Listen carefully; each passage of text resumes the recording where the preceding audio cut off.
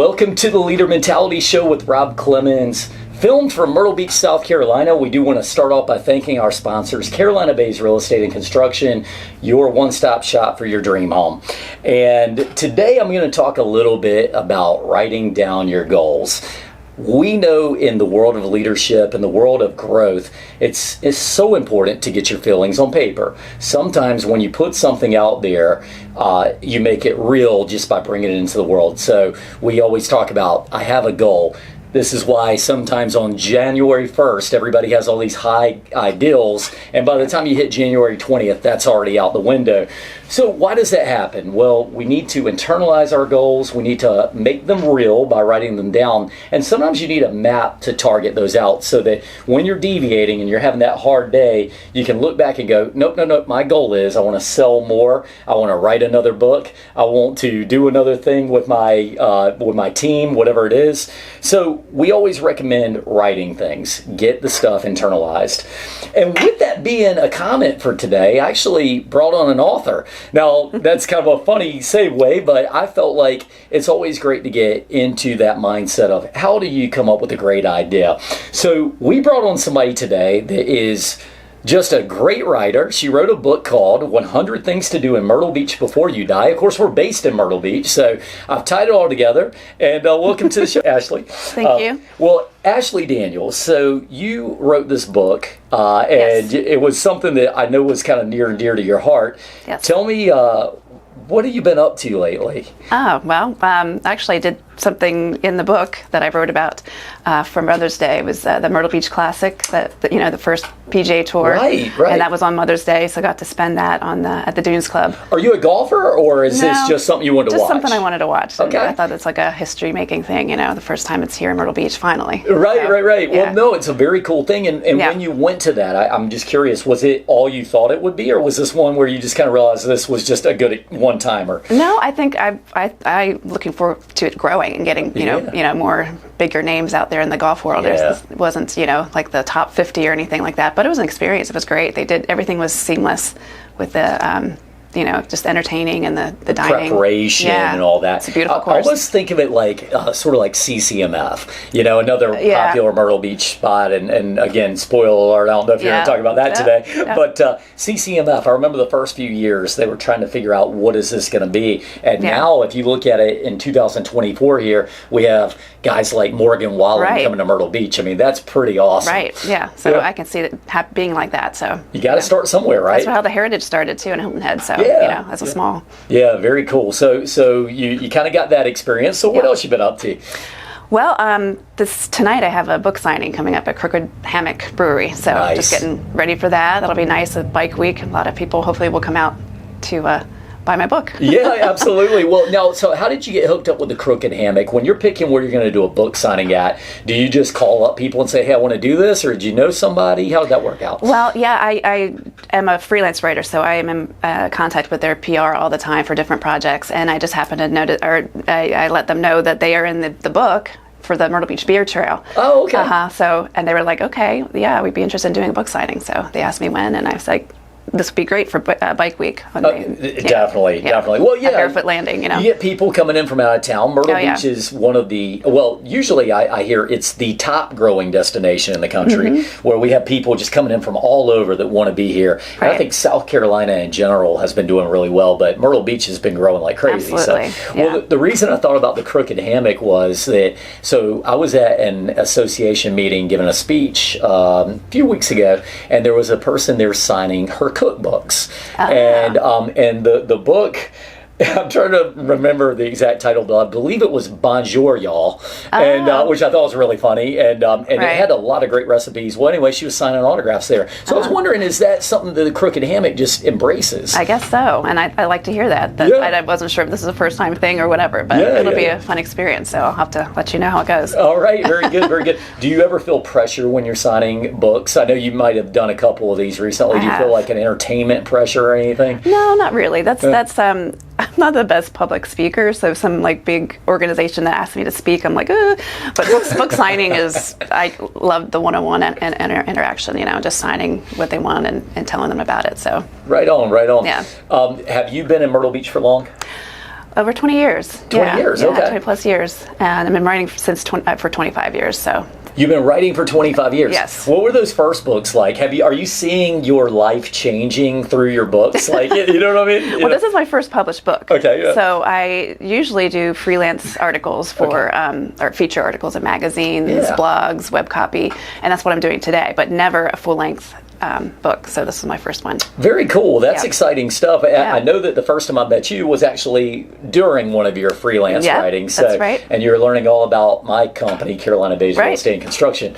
Your one-stop for your dream home. That's a good plug. Yeah, there you go. Hey, one thing we're excited about, you talk about local happenings. So WMBF does their Best on the Beach, and we got nominated as Best Builder on the Beach this year. So we're in the running, and everybody please vote for us. I know Ashley is definitely voting for us. Absolutely, She's probably already voted every day. But no, we're really pressure. I know, right? That's why I'm here. Yeah, exactly. She's here to promote the no. But you know, the thing is that it's amazing what you can do when you put your mind to something. And the book here that you wrote, I feel like it's a beautiful thing. You've been writing for years, and then finally now, and you're still very young, but you said, this is my year. I'm going to write this book. And I'm assuming that. How many years has it taken to write this?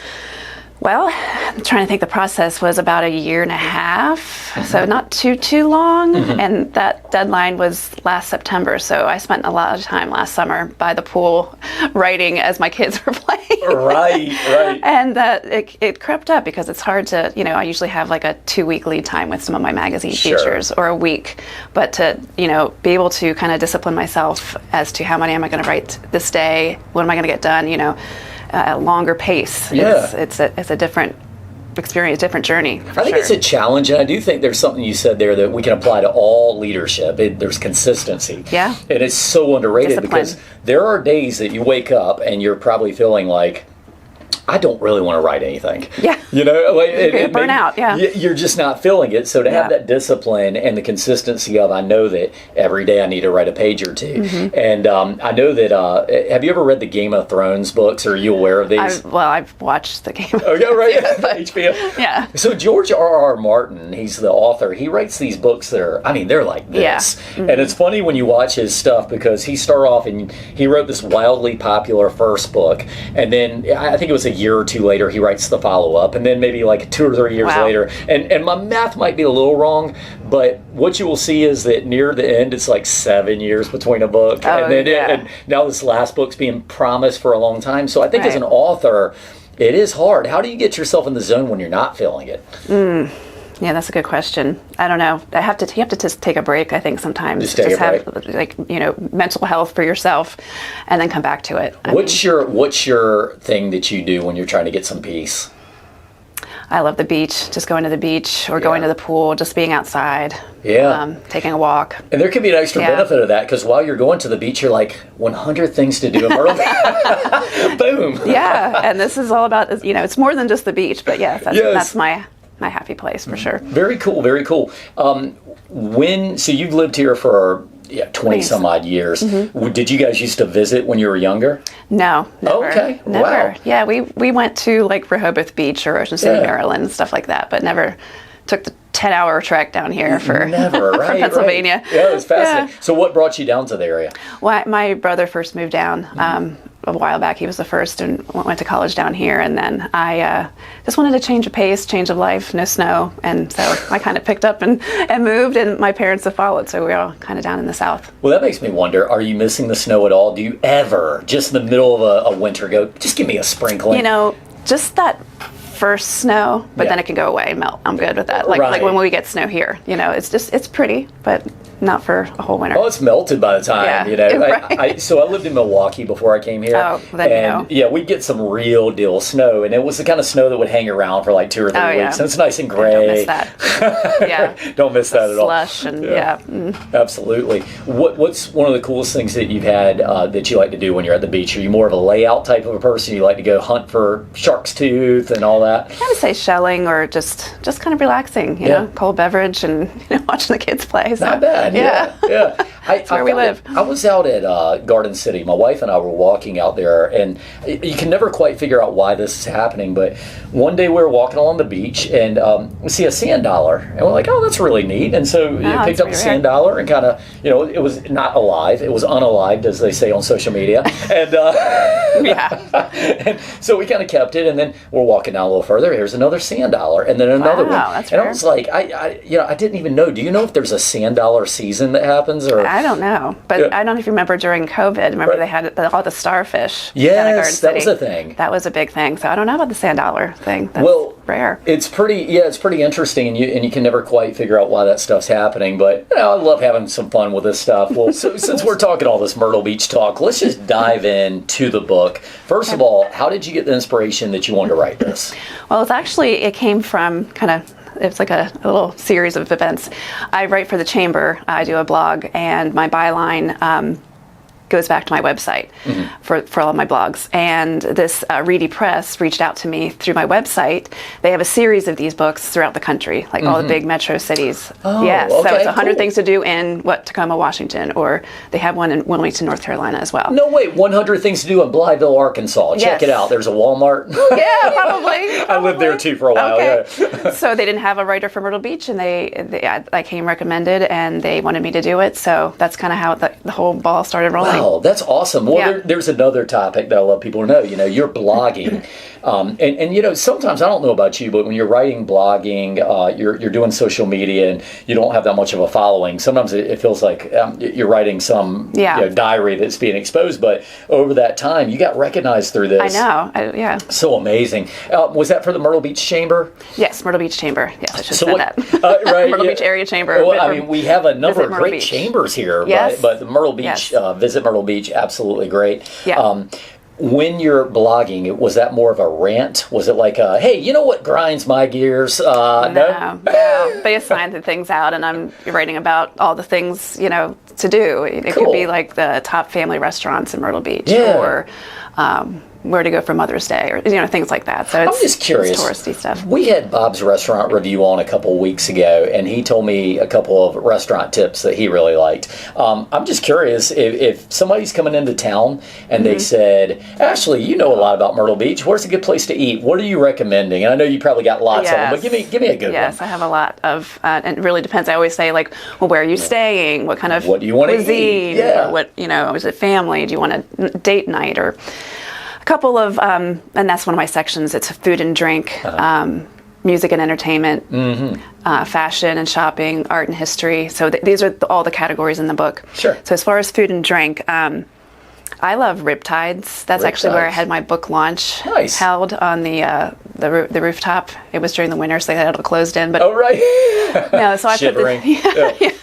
So I love the seafood towers there and the sea boils, I think. And you can't beat the view. You're oceanfront. Beautiful place, Riptides. Yes. Absolutely. And then on the south end, special restaurant, which is in the book, is Frank's Outback. Frank's. Yeah. So that's where we had my wedding reception. It was just like a very small, intimate gathering. It's a beautiful place. It's kind of got like a little Twilight vibe. It really does. The original Twilight movie. Yeah. That's kind of what I think of. Well, that's actually how I put it. It's like a secret garden almost. Yeah, there you go. Yeah, that's cool. I was going to say, if you put in there that was like the Twilight movie, I was going to say, no. So in sync. Sorry, not that.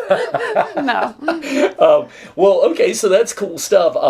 I think Riptides is really cool too because it's right outside of CCMF, and we have CCMF coming out, so I know they're about to get really busy over there, aren't they? Yeah, the boardwalk's there. You just going to take a stroll after dinner, and they have valet parking, which is nice. You don't have to worry about parking anymore. Now, there's a couple of legendary places in Myrtle Beach. Have you ever been to the library, for example? And not for those who aren't here, the library is an actual restaurant, not a place to read books. Yes. I have not been to that one, but I know it's a good one. And New York Prime is another great one. Good stuff. One of those places you go and you get the steak, and it's just it's melting as you're cutting into it. So good stuff. All right. Well, we're getting too hungry, so let's move on to other. So tell me some of the good things that happen in Myrtle Beach, maybe a couple of high points. Okay.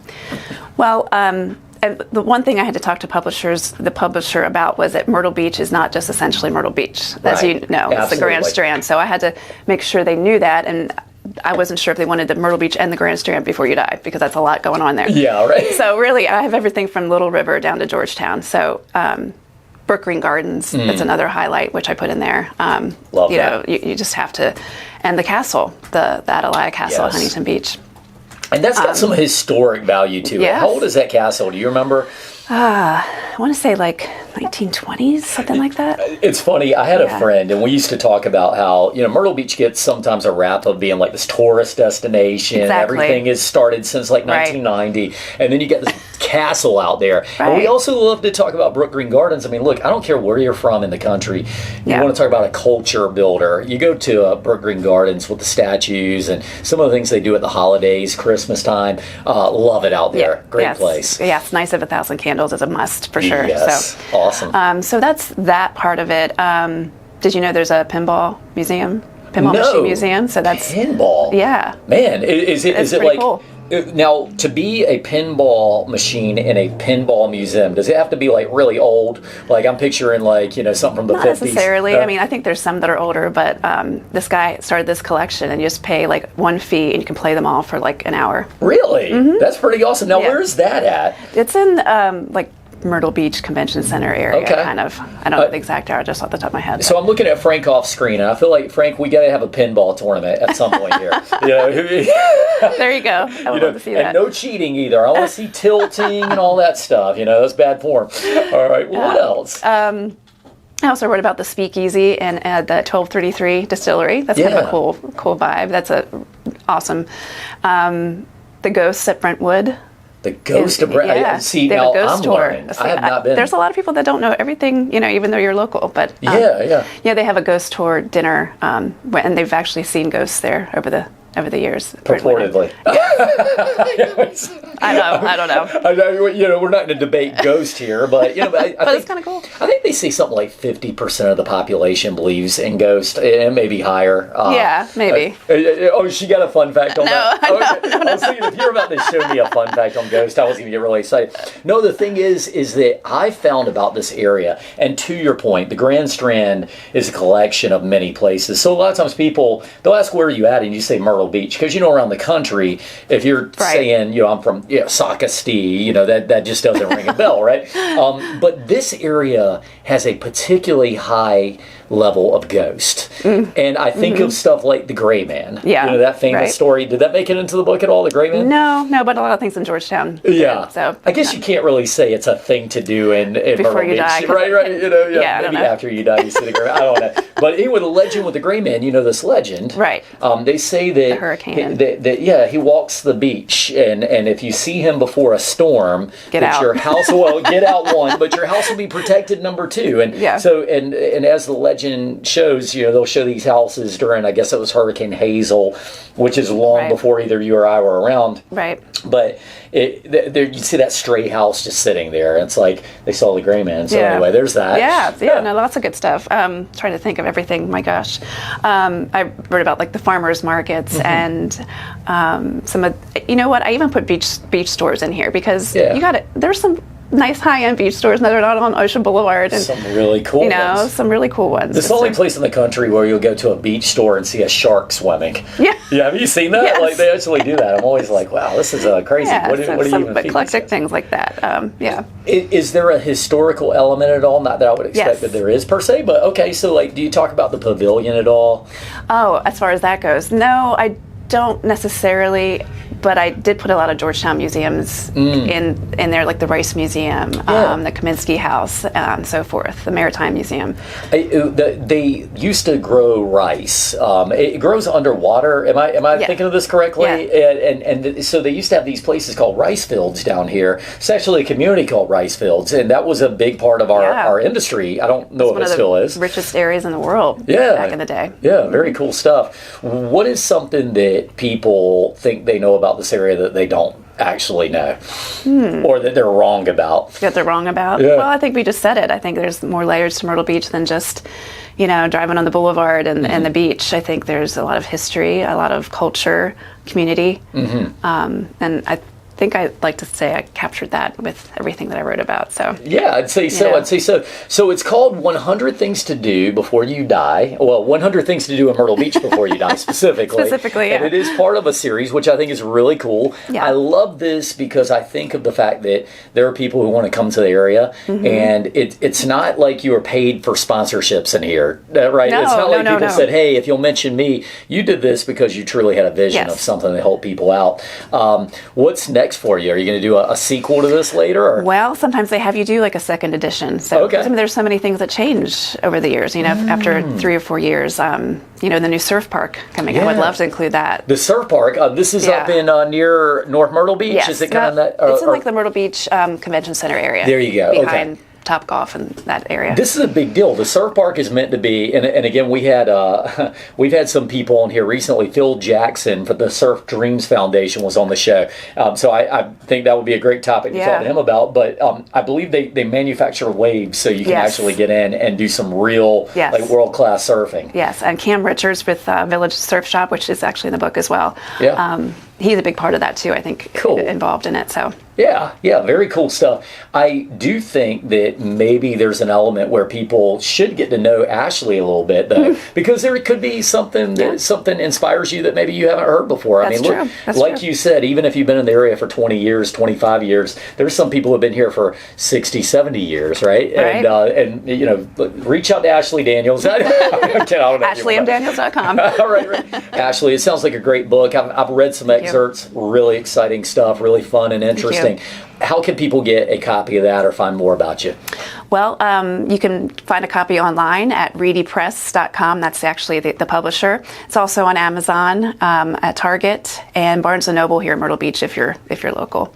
So, and my website is AshleyM, as in Marie, Daniels.com. If you want to find out more about me and my portfolio and what I've done and what I can do for you. Oh, very cool, very cool. And are you still blogging for the City of Myrtle Beach Chamber of Commerce?